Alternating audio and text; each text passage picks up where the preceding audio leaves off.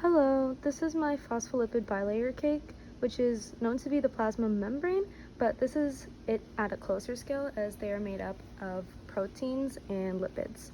In other words, the plasma membrane is a boundary found in all cells that separates the interior from the cell's outside environment. Because phospholipids are the most abundant lipid in the plasma membrane, you have to remember that they're amphipathic. This means that one end is hydrophilic, so that means it mixes well with water and H2O, so that is the blue around here. And then the other end is hydrophobic, which means that it doesn't solute well with H2O, and those are the purple strands kind of looking at each other. And since it's a bilayer, it's kind of doubled. So here's the proteins, the hydrophilic heads, then the hydrophobic tails, and then over again up until the proteins. So in terms of movement, phospholipids in the bilayer move laterally 10 to the 7th times per second, and they can also flip-flop across each other, but this is rare, as in it only happens once a month since its movement is so constant. And a fun fact to know is that membranes must be fluid to work properly, so the steroids cholesterol has different effects on fluidity at different temperatures. With warm temperature, cholesterol restrains movement of phospholipids, whereas for a cool temperature, it maintains the fluidity by preventing tight packing. And with membrane proteins, we have two different kinds. So there's peripheral proteins, which is what I kind of displayed today, and those are attached to the surface of the membrane, so that's what the pink is. And then there's integral proteins, which penetrates the hydrophobic core and it stays attached. So instead of the proteins being on the surface, like a peripheral protein, an integral protein would be in between, pretty much. And then there's 6 major functions of membrane proteins. So there's transport, so an exchange of molecules. There's enzymatic activity, which is protein built into the membranes.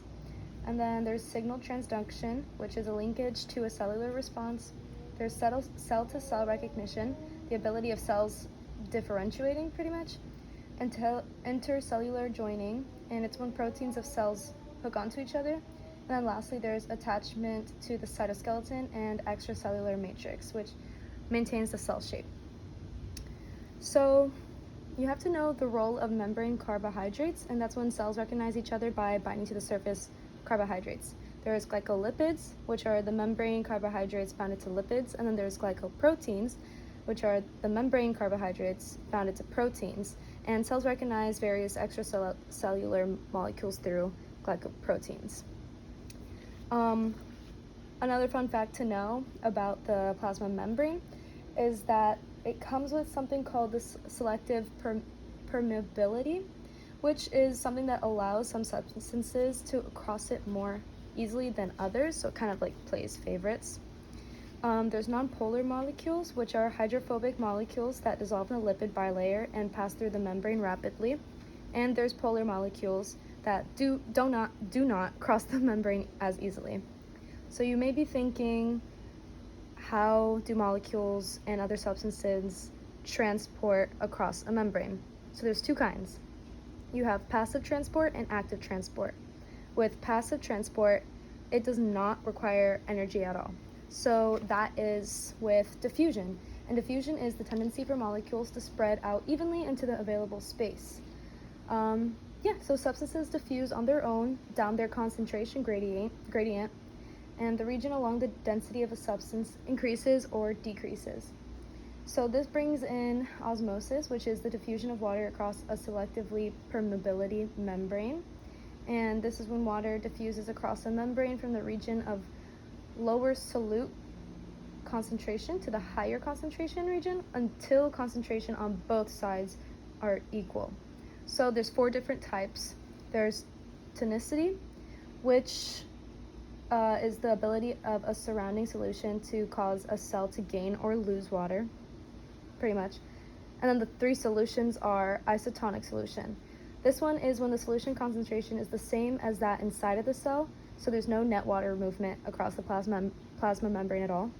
And then there's hypertonic solution, which is when the solute concentration is greater than that inside the cell, so the cell loses water. And then there's hypotonic solution. So that's when solute concentration is less than inside the cell, and this case, cell gains water.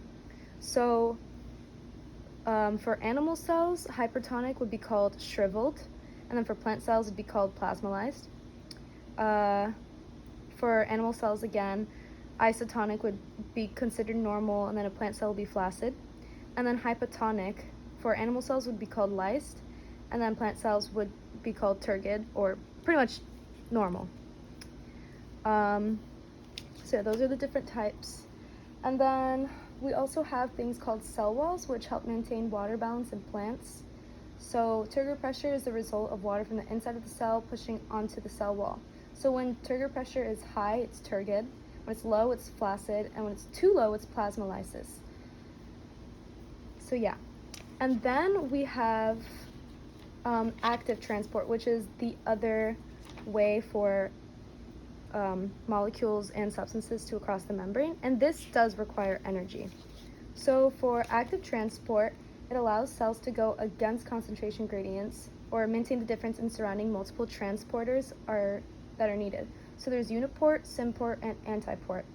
For uniport transporters, a proton pump on its own, it's a proton pump on its own. So basically, let's say the white is hydrogen, so it would have energy, so it would have ATP kind of like pump its way to the other side of the protein. So it's over there now.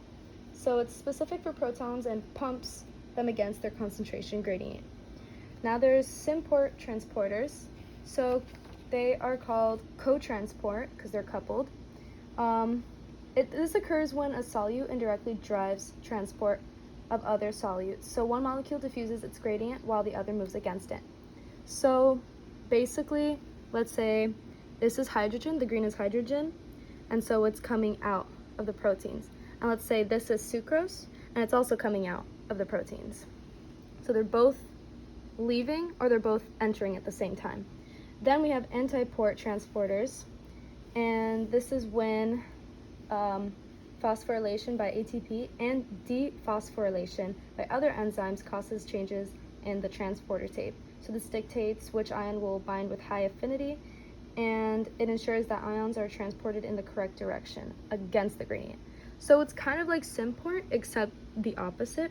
So let's say that the green is sodium, so it's coming out, and then let's say the white is potassium. So while the sodium is coming out, the potassium will be coming in as it's going opposite directions. Now, that leaves the question, how ion pumps maintain membrane potential. So membrane potential is the voltage difference across a membrane. So voltage is created by the differences of positive and negative ions across a membrane, and this is all created by electrogenic pumps, which help store energy that can be used for cellular work, or in other words, it's a transport protein that generates voltage across a membrane perfectly. So that's pretty much everything, and